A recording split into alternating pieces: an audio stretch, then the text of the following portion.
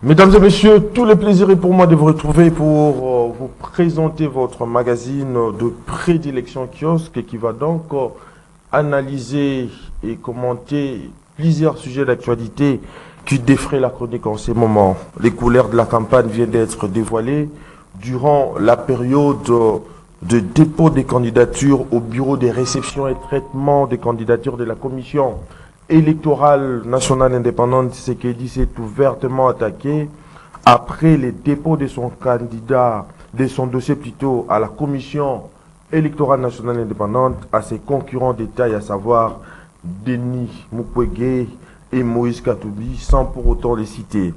Moïse Katumbi d'être à la base de la faillite de certaines entreprises avant de qualifier Mukwege des candidats fabriqués par l'Occident, et puis le propos de John Numbi sur l'accord qui a conduit l'accession de Félix Antoine Tshisekedi Tshilombo à la magistrature suprême et sur les tribalismes en République démocratique du Congo, propos qui a complètement bougé et monopolisé l'actualité politique nationale. Analyse et commentaires à travers votre émission Kiosque va donc également saisir au frais la situation sécuritaire à l'est du pays avec cette reprise des localités par le milicien congolais Léo Azadlendo. Est-ce qu'il appartient à cette force d'autodéfense de défendre l'intégrité territoriale en attaquant les rebelles du M23?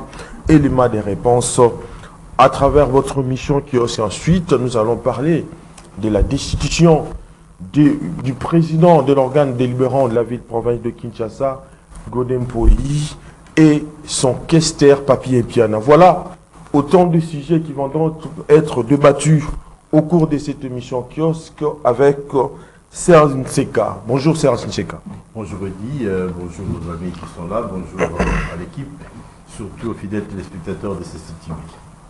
En face de Serge Nseka, Kiosque reçoit ce jour Joseph Kongolo. Bonjour Joseph Kongolo. Bonjour Eddy, bonjour Serge, bonjour Andy. Bonjour aussi à tous les téléspectateurs et les auditeurs qui nous suivent en ce moment. À côté de lui, M. Gandhi. Oui. Vous êtes le bienvenu sur l'émission Moi Kiosque. qui salue d'abord, qui vous salue personnellement, qui salue toute votre équipe technique et administrative et sans oublier mes co-débatteurs.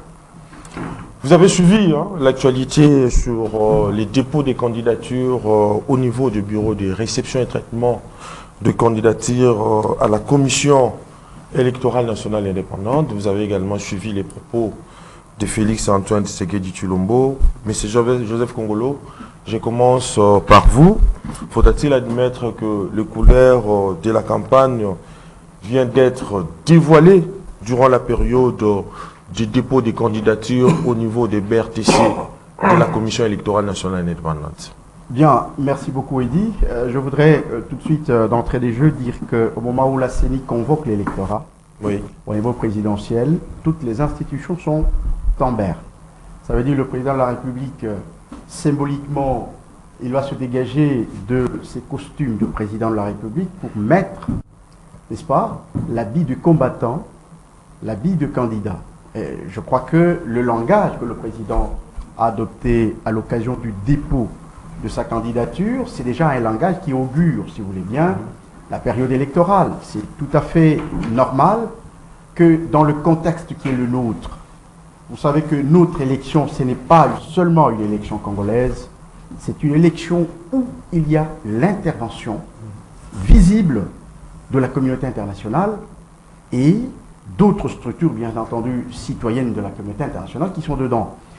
L'enjeu que représente la République démocratique du Congo, la réserve de 70% des matières premières de l'édition du 3e millénaire, fait en sorte aujourd'hui que l'enjeu électoral congolais devient un enjeu de puissance, un enjeu des milieux financiers politiques internationaux, ce qui donne de joutes supplémentaires, n'est-ce pas, à ce défi électoral. Donc, le président de la République, connaissant bien, c'est l'une des personnes qui est mieux informée de la situation en République démocratique du Congo, je pense qu'il connaît les enjeux qu'il y a autour de la présidence de la République démocratique du Congo, et il connaît ses adversaires, et il a cherché à les connaître davantage pour les connaître à fond. Et c'est par la faiblesse, sur le plan stratégique, On va chercher du côté faible où on doit attaquer l'adversaire. Et le président de la République, il a lancé le jeu. Il a lancé le jeu. Et parfois, ce sont des taquins pour laisser l'adversaire, n'est-ce pas, se déballer complètement. Et je crois qu'il n'a pas mal fait, mais par contre, il a placé le pied dans la boue, à condition que les autres le suivent dans la boue. Donc, faudra-t-il admettre que la bataille électorale sera rude? Absolument. Je vous dis que l'enjeu électoral en République démocratique du Congo, c'est un enjeu qui dépasse les frontières. Ça montre bien que le défi électoral, l'enjeu lui-même, devient supranational. C'est que ça sera effectivement une bataille très rude. Et je crois que, bon, le président de la République qui a déjà l'avantage des pronostics, l'avantage de certains sondages, à condition qu'ils soient vrais, je crois qu'il ne va pas se laisser faire. C'est-à-dire que ce ne sont pas ces sondages, ce n'est pas cet avantage, n'est-ce pas, d'emblée qui doit lui donner des assurances. Il doit se lancer dans la bataille avec la dernière énergie. C'est en ce cas, faudra-t-il admettre que le corps à corps entre prétendants au fauteuil présidentiel sera fatal? Merci Eddy pour la parole et je suis sidéré d'entendre mon frère Joseph Kongolo venir dire ce qu'il a dit. Je pense que les tempos pour la campagne c'est pas la jungle, les élections, où si quelqu'un agissait d'une certaine façon, on trouve des justificatifs. Et c'est ce d'autre, c'est le rappel à l'ordre. Il y a un timing, il y a un tempo, il y a un calendrier à respecter. La campagne électorale n'est pas encore n'a pas encore commencé. Donc, nul n'a le droit de tenir des propos du genre à jeter le pavé dans la mare. Et moi, comme journaliste et comme observateur, je me dis, ça y est. Et j'attendais les organes qui sont habilités à réguler ces jeux. Comme le Conseil supérieur de l'audiovisuel. Tous ceux-là qui réagissent. Et je n'ai rien entendu. Je n'ai rien entendu. La difficulté, c'est quoi? Oui. C'est pas le cadre qui s'échange de mots, qui se jette des colibés, mais la manière dont le militant vont prendre ces discours. Qui sera capable de gérer ou de régler ce qui s'est dit au plus haut niveau, au niveau des militants? La campagne n'étant pas encore commencée, on ne devrait pas, à mon humble avis, tenir des propos dignes des campagnes. Évidemment, le président, là, c'est le candidat Tshisekedi qui s'est exprimé. Mais quand il s'expose, j'ai dit il s'expose à telle enseigne, il devrait aussi être capable d'accepter des répliques. Or, lui, comme président de la République, sa personne est protégée. Oui. Et par la loi et partout. Donc, il faudrait attendre le temps. Il devait donner l'exemple. Respecter l'heure, respecter les timings. Mais sinon, je suis d'accord avec lui sur ce point-là. Quand on est en campagne, on se permet de dire des choses pour son avantage. Mais je me dis, là encore, on semble donner des coups en dessous de la ceinture. Que ce soit du côté de tous ceux qui sont exprimés, Félix Tshisekedi, Mukwege, pour ne citer que les deux, parce que les deux semblent tenir la tête de cette liste, selon l'actualité, ils ont tous un sérieux problème de communication. Il leur faut un coaching, il leur faut des gens mais qui attention, il y a une cellule de communication au niveau de la présidence de la République. Enfin, est-ce que je peux terminer? C'est oui. que quand vous entendez les candidats Tshisekedi s'exprimer, vous avez l'impression qu'il y a une cellule qui a travaillé cette communication. Quand vous attendez Mukwege parler, vous avez l'impression que ça a été travaillé par une... Moi, je parle en spécialiste. Il leur faut des coachs en communication. Oui. Même les improvisations, même des discours improvisés devraient être préparés. Mettre des mots qu'il faut. Qu'on ne donne pas l'impression qu'on est en train de se chamailler. Ça, c'est vraiment décoller. Bon, on peut leur accorder que c'est le début et qu'ils auront le temps de réajuster les tirs, mais et si ça continue comme ça, oui, ça va saigner, ça va être sanglant. Parce qu'on entendra de tout. on ne devrait pas verser, à mon avis, à des attaques personnelles, parce que ce sont des grands responsables, ce sont des parents, ce sont des gens qui mériteraient, au-delà de leur ambition, un certain respect. Le respect mutuel est des mises.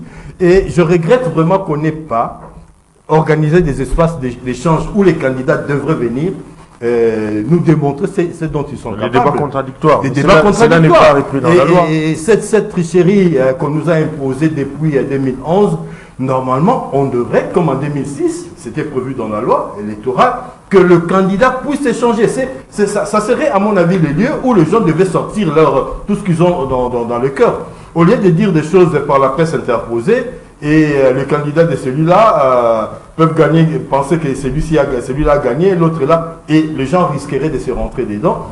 À qui reviendrait la responsabilité à ces moments-là? Donc moi j'ai comme l'impression pas l'impression, je suis sûr que les services de communication de chaque candidat, de chaque état-major doivent vraiment faire leur travail, avoir le courage de dire à leur chef, voilà, maintenant là nous devons, pour parler, nous devons au moins valider la forme. Vous avez le fond, mais la forme doit être traitée et les mots à prononcer doivent être bien choisis. Monsieur Gandhi, oui, vous avez suivi l'argumentaire de M. Joseph Kongolo, de M. Serge Nseka. Visiblement, l'homme, Félix Antoine Tshisekedi Tshilombo, a repris sa casquette de combattant de l'Union pour la démocratie et le progrès social en s'attaquant à Moïse Katumbi et à Dr Denis Mukwege, sans pour autant les citer. C'est une erreur pour moi. Oui. Je commence par là. Une erreur, pourquoi? Puisque le président n'est pas n'importe qui. Tshisekedi, en ce moment, compte tenu de ce qu'il avait promis à la population ou aux populations, et ce qu'il a fait, comparé à d'autres régimes passés, il ne devait pas être pressé pour pouvoir rentrer dans l'arène. Je sais que les hostilités sont lancées par l'opposition, par personnes interposées, des Mukwege, des Nanga, etc. Mais je l'avais dit dernièrement, dans l'affaire Nanga, qu'il ne fallait pas que le président de la République réagisse aux propos de Nanga. J'avais fait rappel aux téléspectateurs, aux auditeurs, qu'il fallait... Chose qu'il n'a pas fait. Oui, qu'il fallait, dommage, qu'il fallait qu'il fasse comme Giscard en son temps, sur les affaires de Diama de Bokassa, qui avait dit aux journalistes, laissons les choses basses mourir de leur propre poison et ajoutons méprisant. C'était beaucoup plus intéressant. Est-ce qu'il fallait lancer des hostilités en ce moment? Oui, peut-être. Mais il fallait qu'il le fasse par ses lieutenants interposés. Il y a des gens de calibre au niveau de l'Union sacrée. C'est à eux de parler. Le président doit attendre, puisqu'il est encore en fonction, il a encore de projets, il a encore de choses à faire sur le terrain, au niveau des inaugurations, etc. Ces réalisations doivent parler à sa place. Et à la dernière minute, quand il prendra la parole, ce sera tranchant. Parce qu'aujourd'hui, il risque de se retrouver autour d'un tir groupé des opposants. Il leur donne la matière, non seulement de se rassembler, mais tous de l'attaquer. Mais lui, il ne va pas se mettre à attaquer. Mais c'est une mise en garde à travers les différents problèmes constatés, notamment parce que quand le président parle de l'indépendance économique, mais l'indépendance économique... Ça vaut son pesant d'or. Non, excusez-moi. Oui. L'indépendance économique, c'est depuis 60 que tout le monde parle d'indépendance économique. On a vu à la table ronde, quand il y a eu la partie conférence politique, tout le monde était là. Quand il y a eu la conférence sur l'économie, tout le monde était déjà à Kinshasa. Qui est resté? C'est des rares personnalités qui sont restées à l'époque. C'est des gens comme Mobutu. Vous avez vu que même sur le plan économique, Mobutu était intraitable. Et il était capable de faire face même aux professeurs d'université au niveau de l'économie. Vous verrez qu'il y a eu le prononcé d'indépendance économique dans ce pays depuis Lumumba jusqu'à ce jour. Mais nous, on ne veut pas l'indépendance slogan économique. On veut des choses concrètes au niveau de l'agriculture, puisqu'on a dit qu'il faut une revanche du sol par rapport au sous-sol. C'est pas une revanche dans le sens où si ces pays étaient devenus industrialisés sur le plan minier, mais c'est grâce à l'agriculture. À l'époque de Léopold II et autres, on a commencé par développer l'agriculture avant de mettre en place l'industrie. Que le président dise ce qu'il a dit par rapport à l'agriculture, il a raison, mais il ne faut pas qu'il le dise simplement. Il faut que concrètement on soit capable de ne plus importer du piment, de la tomate, des légumes, etc. Concrètement, il faut mettre des moyens comme on a mis. Je dis, salut l'initiative de mettre des moyens pour l'armée. Il faut qu'ils mettent aussi des moyens pour l'armée agricole. Financer l'agriculture, au moins en partie par l'État. Inciter à pulser une action, que ce soit du concret. Non seulement l'agriculture, l'élevage et la pêche. On attend les bateaux de pêche, on attend beaucoup de choses. L'indépendance économique, c'est là, ce sont des actions, ce ne sont pas des mots. Donc le président doit aller, bon an, mal an, dans des actes, dans des actions qui démontrent. Il n'a même pas besoin de démontrer, on vivra l'indépendance économique, on va économiser 3 milliards qu'on dépense pour acheter des poulets qui datent, je ne sais pas, de Mathusalem, qui sont restés dans les congélateurs, je ne sais pas combien d'années. Oui. On va produire des poulets ici, on va produire des agneaux ici. Donc, pour moi, l'indépendance économique rime à l'action, aux actions concrètes sur le terrain. Mais c'est Joseph Kongolo, notre pays, la République démocratique du Congo, depuis son accession à la souveraineté nationale et internationale, se débat toujours dans de sérieuses difficultés économiques, aggravées également par de puissances inavouables de certaines puissances étrangères qui font aujourd'hui fi de nos aspirations les plus légitimes. Voilà pourquoi le chef de l'État ayant constaté une telle réalité, cela lui a poussé à réagir, surtout face aux candidats fabriqués par l'Occident. Bien, d'abord je reviens sur ce que Seka a dit. Qu'est-ce qu'un discours de dépôt? Nous sommes dans la coutume électorale. Oui. Quand quelqu'un vient déposer sa candidature, il y a un discours de dépôt qu'il prononce devant la presse. C'est une coutume. Dans tous les pays, nous le voyons, même ici chez nous. Et le président a parlé. Il a parlé. Le président, il n'est pas comme un candidat indépendant, enfin, comme un candidat de l'opposition. Le président a d'abord un bilan avant de faire encore de nouvelles promesses. Parce qu'un discours électoral, c'est un discours de promesses. Voyez-vous?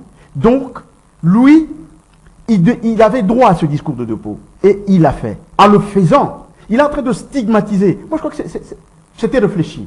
Il est en train de stigmatiser, de montrer à l'opinion que, attention, voici les gens qui me sont opposés, ce sont des gens qui ne sont pas de vous. Oui. Et ça, c'est un discours de dépôt. Et quand vous parlez d'un discours, la pré-campagne, signifie quoi? Ça signifie quoi la pré-campagne? Quand quelqu'un doit parler, attendez, dans une période de pré-campagne, c'est quoi la pré-campagne? Vous avez suivi. C'est quoi la pré-campagne? S'il vous plaît, vous avez suivi.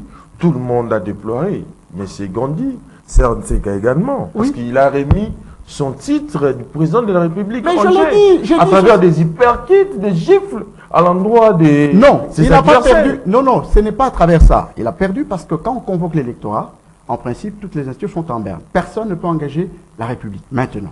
Voyez-vous? C'est ça. Et d'ailleurs, vous avez oublié même dans son qu'il reste en fonction oui, jusqu'à l'installation effective. Non, mais je ne disconviens pas. Je n'ai pas dit le contraire. Je n'ai pas dit le contraire. J'ai dit qu'on ne peut pas engager la République pendant cette période. Parce qu'on a déjà convoqué l'électorat. Ok? On doit expédier les affaires courantes. Tous, même les ministres expédient les affaires courantes, jusqu'au moment où on va proclamer la campagne, comme on dit. Et là, ceux qui sont candidats au niveau du ministère, ils doivent démissionner. Donc ça, c'est connu, il n'y a pas de problème. Mais ce que je voudrais dire, c'est que même au niveau de l'accoutrement, le président change. Quand il est en officiel, il est en officiel. Quand il descend en chemise de combattant, eh bien, là, il devient candidat. Et ça se fait partout. Ça se fait partout. Ce n'est pas... Il ne faut pas de la gymnastique pour comprendre ça. Créons notre originalité. Ne faisons pas parce qu'on fait partout. Non, non. Une coutume électorale reste une coutume électorale. C'est une coutume. C'est une coutume, ça se fait comme ça. Vous n'allez pas créer. Ça va se faire comme ça. Non. Deuxièmement, vous avez parlé de notre économie. D'abord, il faut aller plus loin. Notre économie a été tracée en 1885. Voyez-vous? Oui. Le combat n'est pas le combat des petites histoires. Le combat est plus loin.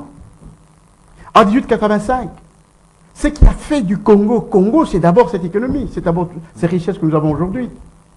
Notre indépendance a été donnée d'une manière, comment on dit ça précipitée à cause de tout ça.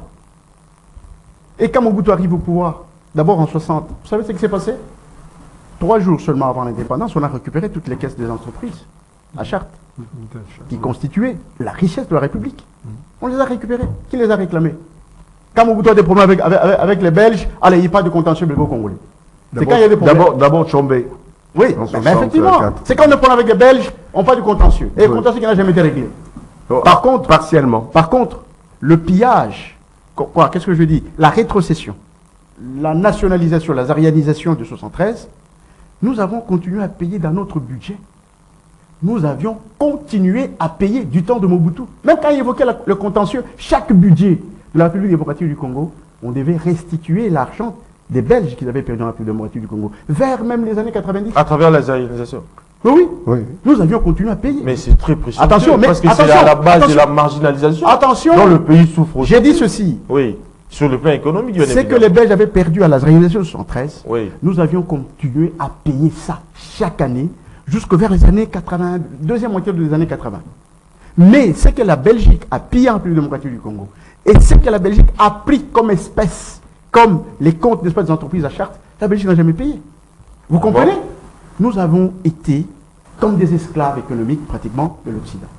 Et ça nous a suivis jusque hier, quand Kabila venait distribuer les carrés miniers gratuitement. Ils ont donné ça gratuitement. Qui était derrière ces trucs? Ce sont les Anglais. Ce sont les Anglais, bien sûr. Derrière les Anglais, vous avez les Anglo-Saxons, les Américains, tout ce monde là-bas, tous ces prédateurs qui ont arraché toutes les mines qui sont à Kolosi, à Lubumbashi. Qui les a vendus? En bonne et due forme. Vous connaissez l'histoire de trucs, des contrats Léonard. Oui. Ce sont toutes les mines qui sont là-bas. Qui les a vendus? Mwanga Chouchou, qui lui a donné ces concessions? Donc, vous comprenez que nous avons un problème sérieux au niveau de l'économie, simplement parce que nous sommes riches, et toutes ces matières ressources sont convoitées partout. Donc, quand on parle de l'indépendance, je crois que c'est très fondamental pour que la République démocratique recouvre sa souveraineté véritable. Très bien.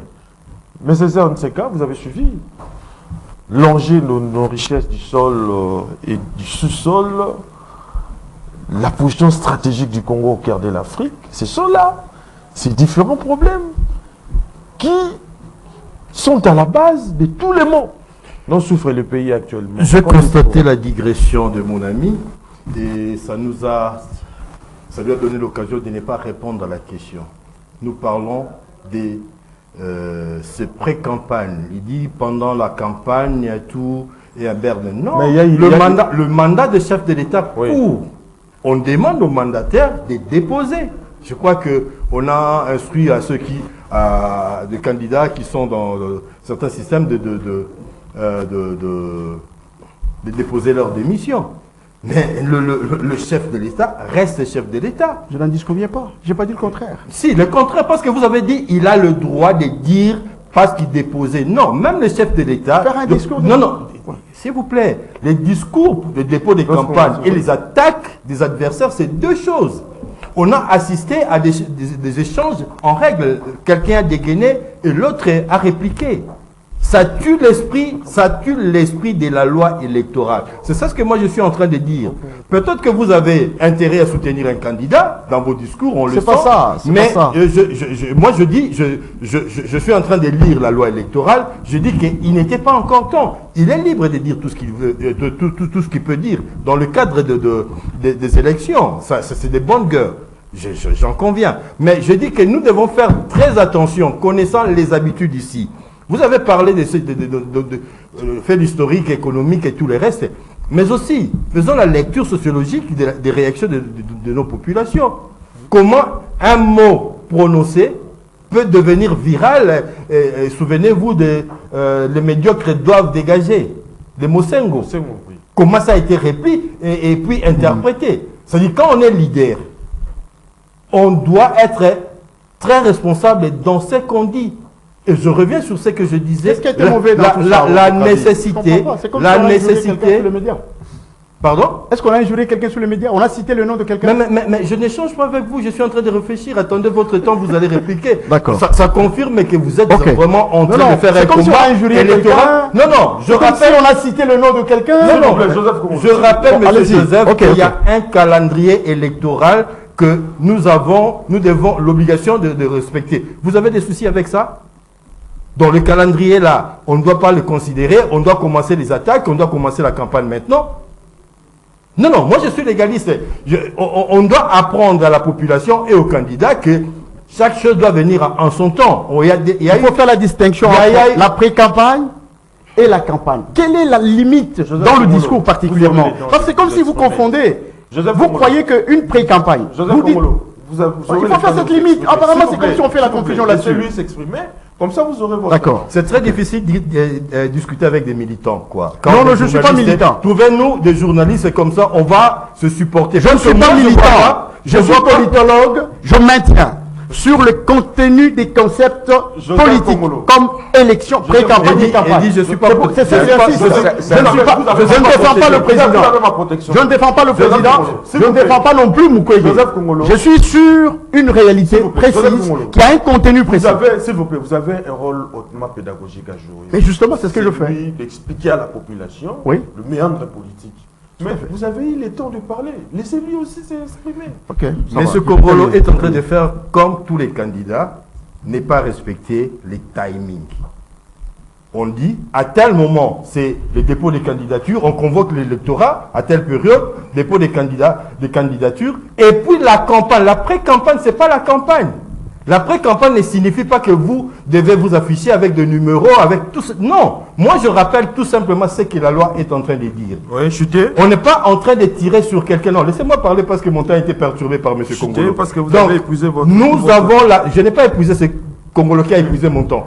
Donc le problème que nous avons là, nous, comme leaders d'opinion, comme journalistes, c'est de rappeler qu'il doit y avoir une certaine discipline si nous ne voulons pas tomber demain dans les dérapages. C'est ça que je voulais dire, cher Joseph. Tout simplement, je ne condamne pas le gens, je n'ai pas le pouvoir d'ailleurs de le faire. Mais nous devons aussi, dans la manière de communiquer, avoir l'aide de coachs, des spécialistes en communication. Ça court la rue. Et il peut le faire. Il m'a posé la question de savoir s'il n'y a pas de spécialistes dans leur entourage. Mais les échanges que nous avons eu à assister là-bas démontrent que ces gens-là n'ont pas fait leur travail. Ils doivent le faire. Nous avons la responsabilité de rappeler les spécialistes qui entourent les candidats à l'ordre que pour le bien suprême de la nation, pour la paix sociale, ils ont l'obligation d'aider leurs candidats à tenir des discours responsables. Voilà l'essence de notre démarche. Il n'y a pas autre chose au-delà de ça. Éric Tshisekedi, vous avez pris en cours. On est en train de discuter sur le propos du président de la République, Félix Antoine Tshisekedi Tshilombo, lors du dépôt de son dossier au niveau de BRTC de la Commission électorale nationale indépendante. Visiblement, l'homme a repris sa casquette des combattants de l'IDPS. Félix Tshisekedi a indexé Moïse Katumbi, sans les citer nommément, d'avoir été incapable plutôt de réduire la Société nationale de chemin de fer congolais. Cependant, le chef de l'État congolais a vanté un combattant du parti présidentiel qui, selon lui, a ressuscité la CNCC avec brio. En l'occurrence, Fabien Mouton. Qu'en dites-vous? Merci beaucoup. Je tiens d'abord à m'excuser pour ce petit retard. Oui. Je tiens à saluer les éminents co-débatteurs ici sur ce plateau, mais également vous. Et aussi cette population qui nous suit de partout. Aussi la première institution de notre pays, qui est le président de la République. Je suis discipliné. Quand je viens sur le plateau, je commence d'abord à saluer le chef de l'État, mais aussi celui qui est l'autorité morale de notre formation politique, qui est le professeur président du Sénat, Modeste Bahati Lukwebo. Alors, vous savez, ici, il faudrait bien spécifier les choses, circonscrire bien les choses.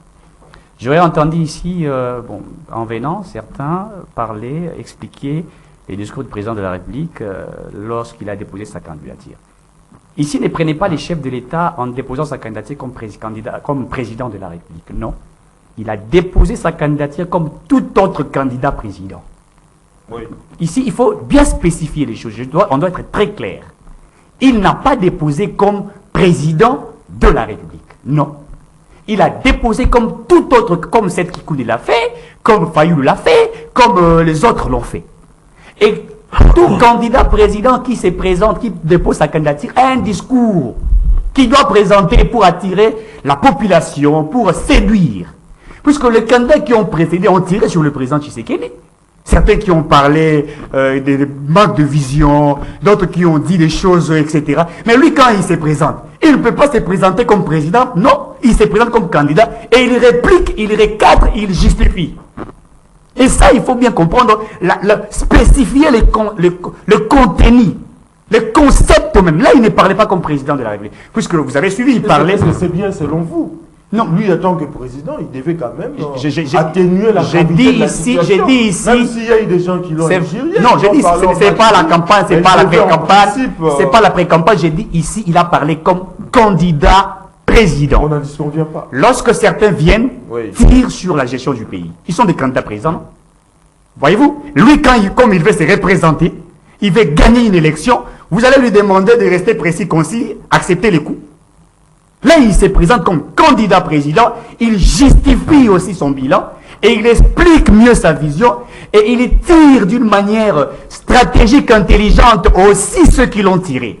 Alors il faut bien comprendre, lorsque Katoum vient, certains des Katoum qui vous disent il n'y a pas de vision, Balaka Kibino des choses ici, qu'il y a des promesses, mais quand il est face à ses électeurs. Mais il n'a pas tort et il n'a pas tout à fait aussi raison. J'ai dit que le chef de l'État, il n'a pas tort de se présenter comme tout candidat président. Je me répète, il faut bien circonscrire les discours, les concepts, même le discours du chef de l'État, qui était candidat quand il s'est présenté. Et c'est ça. Mon collègue, quand il vient, il dit quoi? Il faut réparer la République. Il parle de la réparation. Et il dit ceci. C'est comme si ces pays étaient une machine, je ne sais pas moi quoi. C'était un discours politique, un discours de campagne, etc. Lui, quand il vient, il dit non, le Congo n'a pas besoin d'être réparé. Le Congo n'est pas une machine. Le Congo a besoin de paix et de pain. C'est un discours aussi d'un candidat président de la République. Donc moi, je crois qu'ici, il ne faudrait pas nous amener dans les théâtres. Non, pourquoi il ne devrait pas dire... Pourquoi il ne devrait pas dire... N'est-il pas candidat? Il est candidat. C'est un joueur aussi. Lorsque les gens tirent sur lui, on doit écouter. Le chef de l'État, tu sais quel candidat, doit se taire, doit observer puisqu'il est président de la République. Lui n'a pas droit à répliquer sur ce que... Pourquoi les autres n'ont-ils pas critiqué, pour chiter, pourquoi les autres n'ont-ils pas critiqué lorsque certains candidats qui ont précédé ont tiré? Lorsqu'ils ont dit des choses sur la gestion de la République, sur ce qu'ils pensent, pourquoi n'ont-ils... Non, comme il faut qu'on parle de la combolisation, il dit, pour moi, il faut balayer les régimes qui ont précédé, il y a eu ceci. Pourquoi les autres n'ont-ils pas tiré? Pourquoi quand Tshisekedi doit parler comme candidat président, ça doit faire mal aux autres? Donc moi, je crois que c'est ce que nous appelons en français les dindons de la farce. Ce sont des théâtres organisés par certains. Laissez Tshisekedi actuellement qui est comme candidat président. Et lorsqu'il y aura pré-campagne d'ici pays, c'est vrai, j'aurais entendu certains dire ici, il faut respecter la loi électorale. Oui, il faut respecter la loi électorale. Et aussi interdire ceux-là qui présentent l'air numéro, etc. Je crois que c'est ça que l'a déjà rappelé. Et donc, restons dans la précision, dans ce qui est vrai. Monsieur Gondi, changeons cette fois-ci de registre. Oui. On dirait... S'il vous plaît, parlons de l'ancien inspecteur général de la police, John Numbi, qui a tenu des propos vexatoires à l'endroit du régime Tshisekedi, notamment sur l'accord des élections de 2018, mais aussi et surtout sur les tribalismes qui a pris les tissus en République démocratique du Congo. Vous, en tant qu'analyste, comment réagissez-vous? Oui, avant d'attaquer ce point... Vous avez que 2 minutes parce qu'on court derrière les temps. Oui, d'accord. On n'a pas assez de temps. Je vais d'abord revenir sur ce que le co-débatteur vient de dire. Oui, dans vos minutes. Dans mes minutes, puisque Numbi, pour moi, c'est une quantité négligeable, je prendrai moins de temps. Et je dirais ceci, il y a le marketing politique, il y a la stratégie politique, il y a la communication, comme notre ami Senka l'a rappelé. Ces différents secteurs doivent travailler. Moi, je serais dans un de ces secteurs-là. Je ne serais pas d'accord que le président prenne la parole. J'aurais plutôt laissé la voix ou la parole à mes lieutenants, je l'ai dit. C'est-à-dire aux communicateurs que vous êtes, puisque vous êtes présenté comme communicateur officiel, etc., du président. Donc, c'était aux communicateurs politiques, à d'autres journalistes proches du système, du régime actuel, de pouvoir dire les choses au niveau des médias. Le président devait attendre de bons moments. Quand il aura fini non seulement d'inaugurer toutes ses réalisations, quand il aura financé éventuellement, et c'est de bonnes guerres, certaines émissions magazines pour montrer ce qu'il a fait en 3 ans, alors que pendant 18 ans, 22 ans, les autres ne l'ont pas fait. Il a un bilan qu'on peut accepter, qui peut être autour de 50 ou 55%. Moi, je serais enseignant, j'aurais dit, il a réalisé quand même des choses, mais il pouvait mieux faire. J'aurais dit ça. Mais le propos qu'il a tenu, il fallait laisser au lieutenant de le faire. Lui, il pouvait rentrer en lice simplement vers le mois de novembre. Ça aurait été des bonnes guerres. Laisser ces lieutenants se bagarrer avec les autres qui sont au même niveau que ces lieutenants. Mais rentrer dans l'arène, c'est leur donner du grand moudre. Leur donner du grand moudre. N'a pas prévu des débats contradictoires. Peut-être il a profité de l'occasion. Non, mais même si la loi, il n'y a pas que la loi, il n'y a pas que la loi qui fait tout. Soi-même, on peut avoir une stratégie. Mais cette stratégie, il aurait évité que les autres puissent sortir de bois. Et ils vont sortir de bois alors qu'ils n'avaient pas d'arguments ou d'éléments à donner par rapport à leur candidature. Quand le président les attaque sur tel ou tel point, mais ils viennent, quand il y en a qui dit, mais je ne sais pas ce qu'ils ont à voir avec le débat politique. Répondez à la question. Je vais répondre à la question en disant, à son âge-là, il n'a pas d'adresse, il habite chez les parents. C'est ça le débat politique au Congo. Ça pose un problème. Mais c'est plus qu'on leur donne le bâton pour pouvoir agir et agir. La matière. Non, il ne faut pas leur donner de la matière. Le président doit se taire jusqu'au mois de novembre, inaugurer, créer, faire qu'il y ait des magazines pour montrer ce qu'il a fait, ce qu'il a réalisé bien ou mal. Ce qu'il a réalisé, on va applaudir. Ce qu'il n'a pas réalisé, c'est là qu'il doit se justifier. C'est là qu'il doit se justifier pour dire j'ai pas pu faire ça pour telle raison. J'arrête là parce qu'il y a le temps qui nous est imparti. Vous avez 1 minute pour répondre à cette question. Numbi, je ne prendrai même pas 1 minute. Numbi a fouillé, pourquoi il a fouillé? Puisqu'il se reproche des choses, il a une main sale. Numbi peut parler. Pourquoi est-ce qu'on va répondre à Numbi? Et encore, le président ne peut pas lui répondre. Même pas un ministre. Laissez aux journalistes, laissez aux communicateurs de pouvoir rentrer dans l'arène pour ce genre de sujets. Numbi, pour moi, il est mal, il sera mal pendant des années. Si Tshisekedi est réélu, mais Tshisekedi ne va pas l'arrêter, il pourra revenir au pays. Mais lui-même, sachant ce qu'il a fait en mal, il aura peur de venir. Mais dans l'exil, ils ne sont pas habitués à être en Europe ou ailleurs.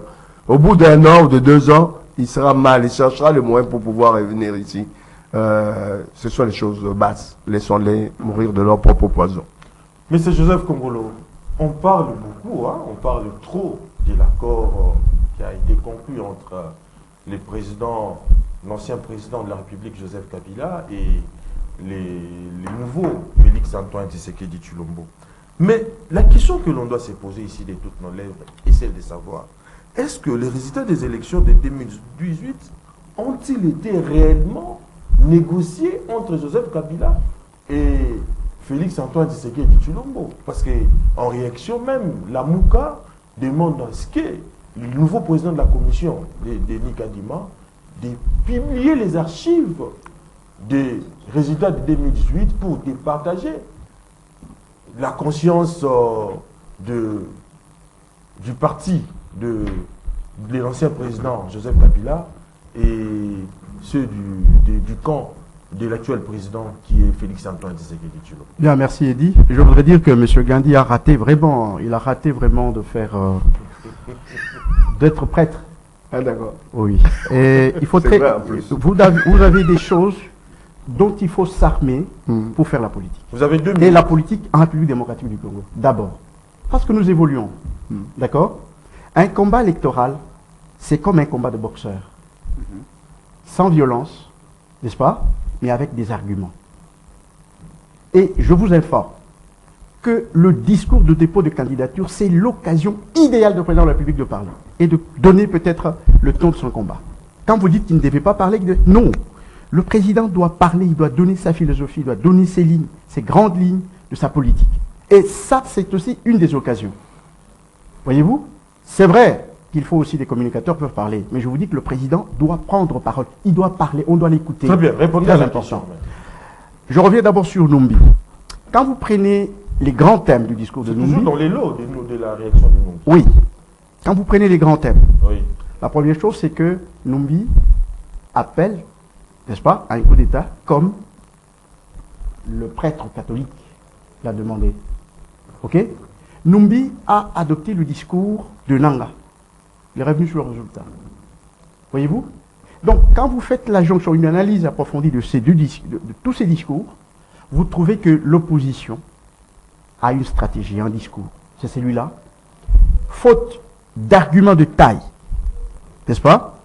Il préfère galvauder pratiquement dans les périphéries du discours politique. Je le dis. Oui. Je le dis. Justement, c'est ce que j'ai entendu justifier. Oui. Je vous dis d'abord, c'est la stratégie de toute l'opposition réunie, ou si vous voulez, le bloc de Lubumbashi. Parce que Numbi l'a dit, le prêtre catholique l'a dit, et puis Nanga l'a dit. Voyez-vous? Tous étaient prévus d'être là, à Lubumbashi. Donc, nous comprenons très vite que la stratégie est la même. C'est de vouloir fragiliser le président sur sa légitimité actuelle, qui est déjà à la fin, parce que le mandat est déjà fini, Et deuxième chose, pourquoi ce discours revient aujourd'hui? Pourquoi il n'était pas là quand Kabila et le président Kabila, l'ancien président Kabila et le nouveau président se sont séparés? Pourquoi ce discours n'est pas sorti? En plus, celui-ci dit qu'il était co-acteur, ça c'est Nanga. L'autre dit, il dit, j'ai fait des plaidoyers pour que ce discours soit accepté, pour que cet accord soit accepté. Mais comment expliquer qu'il ne nous donne même pas une clause, même pas une ou deux clauses? Il pouvait nous donner, ne fût-ce que le brouillon, pour connaître le contenu. Et personne ne donne, personne n'en parle, ne donne le contenu. Il dit que moi, j'ai tout fait pour que ce discours soit accepté. Il a fait des plaidoyers pour que ce discours soit accepté. Auprès de qui? De Tshisekedi? Nous ne savons pas. L'autre dit, j'étais co-auteur. Oh. Mais quelles sont les clauses de ce discours? Vous qui avez écrit le discours, vous qui avez fait le plaidoyer sur le discours, vous ne pouvez pas le plaidoyer de quelqu'un que vous ne connaissez, de quelque chose que vous ne connaissez pas. Donc on comprend très vite qu'il cherche à fragiliser le président sur sa légitimité du mandat en cours. Malheureusement, nous sommes à la fin, nous devons, nous, porter le discours sur l'essentiel, n'est-ce pas? Oui. Que sur cet élément, qui n'a plus de poids politique aujourd'hui. Ça n'a plus de poids politique. Peut-être pour l'histoire, mais ça n'a plus de poids politique aujourd'hui. Donc, ils veulent nous ramener à un autre discours, nous le refusons. Nous voulons aller sur l'essentiel, sur le fondamental, pour les jours à venir. C'est un de ces cas. Faudra-t-il admettre que John Numbi a réussi son test d'entrée en politique pour avoir complètement bougé et monopolisé l'actualité politique en République démocratique du Congo? Vous avez 2 minutes. Je pense que nous là, nous avons la responsabilité de trier le vrai du faux. Oui. Presque 5 ans après, vous revenez avec un discours pour déconstruire ce qui a été un succès pour tout le monde. On a vu en 2019 comment la population avait adhéré à cette passation civilisée du pouvoir et tout le monde était d'accord. Si John Numbi a été pour quelque chose, je pense que l'honneur lui revient autant que à tous les acteurs. Mais revenir 5 ans après pour essayer de déconstruire, pour essayer de dire que ça a été un fraude, à quel dessein? Dans quel but?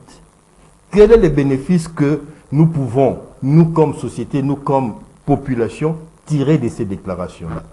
Et à ce moment où trouble, où on se cherche et on voudrait aller aux élections le plus civilisé possible, le plus propre possible, je le dis comme un vœu. Et on dit des propos comme ça, je crois qu'on ne devait pas trop s'attarder là-dessus, parce que c'est comme si on voulait avancer en regardant dans les rétroviseurs. On n'avance pas en regardant dans les rétroviseurs. S'ils pensent que ça a été une erreur, l'histoire va en juger, ou le procureur vont s'en saisir pour décortiquer, mais entre-temps, ça ne devait pas nous empêcher d'avancer, parce que l'objectif ici, c'est de faire de ce Congo, qui a beaucoup de défis tant sur le plan interne qu'externe, un grand pays, redonner au Congo, à la RDC, ses lettres de noblesse. Mais ce n'est pas en nous tirant vers le caniveau, en nous tirant vers le bas. Et je trouve que c'est vraiment une démarche d'arrière-garde que de vouloir nous rappeler à ces souvenirs qui est passé, alors que tout le monde avait applaudi. Et maintenant, on voudrait salir cette belle page, ce qui a été cette belle page de l'histoire de notre pays. Il n'y en a pas beaucoup quand même, mais il faut reconnaître que ça a été une prouesse qui a étonné. Des élections organisées sur le fond, il faut le dire, sans grand apport de l'extérieur. Des décaissements propres. Oui. Et que des Congolais se sont serrés la main. Et je pense que ce sont des choses que nous devons retenir. Ça doit rester dans nos mémoires. Pas aujourd'hui commencer à jeter de l'opprobre sur cet acte-là pour que nous retenions quoi? La haine de l'autre, la haine des tribus. Non, on n'a pas besoin de ça. Pas maintenant. Que Numbi trouve d'autres arguments. S'il veut revenir, qu'il revienne. Je pense qu'il doit avoir quelques casseroles au niveau des justices qui viennent. Et puis, le Congo est pour nous tous, quoi. Donc, on aimerait qu'il soit là pour participer à la reconstruction du pays. Très bien. Éric Tshisoka, on conclut avec vous. On doit aussi déplorer les réactions épidermiques, les caciques de la majorité au pouvoir qui a donné de l'ampleur ou du crédit aux propos de John Numbi. Qu'en dites-vous? Merci beaucoup. Je reviens un petit peu pour dire à mon co-débatteur, il n'y a aucune règle qui interdit, dans mes minutes, il n'y a aucune règle qui interdit au candidat président ou à un président en fonction qui est candidat de tirer lorsqu'il a été tiré. Le calendrier électoral, monsieur. Non. Le calendrier détermine à quel moment on peut tenir des discours électoralistes. Ce n'est pas la pré-campagne, ce n'est pas la campagne. Il a déposé, il a parlé de sa vision. Il a parlé, vous avez suivi sa vision, il a présenté sa vision et il a répliqué comme tout autre candidat président. Les autres l'ont fait, vous n'avez pas déploré cela. Quand c'est les Tshisekedi, vous avez déploré. Alors, venons au discours de John Numbi. Je suis étonné s'il dirait que je n'ai pas vu, moi, ceux de l'opposition déplorer cela. Personne de l'opposition n'a déploré les discours de John Numbi. Mais lorsque le président Tshisekedi a tenu un discours pour dire « Je serai sans remords, j'écraserai ceux qui voudront mettre en mal la sécurité de notre pays », il y a des gens qui ont parlé. Comment il va écraser un président qui menace les gens? Mais il parlait... Ah, j'ai dit l'opposition. Oui. Puisque le président parlait en matière de sécurité, tous ceux qui ont été arrêtés, c'était que le dossier de la sécurité. Salomon Escadé, là. Qui encore? L'autre qui a pris la poudre d'escadé. John Numbi lui-même. Ils sont nombreux. C'est vrai qu'en matière de sécurité, vous voulez un président, en matière de sécurité, il doit être faible. Donc il doit croiser les bras. Quand il dit « Je serai sans remords, j'écraserai ». Mais... où sont ceux-là qui ont condamné les discours du président? Écraser qui? Son peuple? Et il n'a pas parlé du peuple. Tous ceux qui mettraient en mal, même si c'est la population.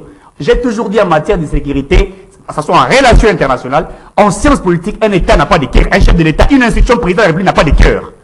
Lorsque son intégrité territoriale est menacée, il n'y a pas de cœur. Mais voilà pourquoi Nanga dit qu'il a manqué son prestige. Non, mais écoutez, nous connaissons les stratégies de M. Nanga.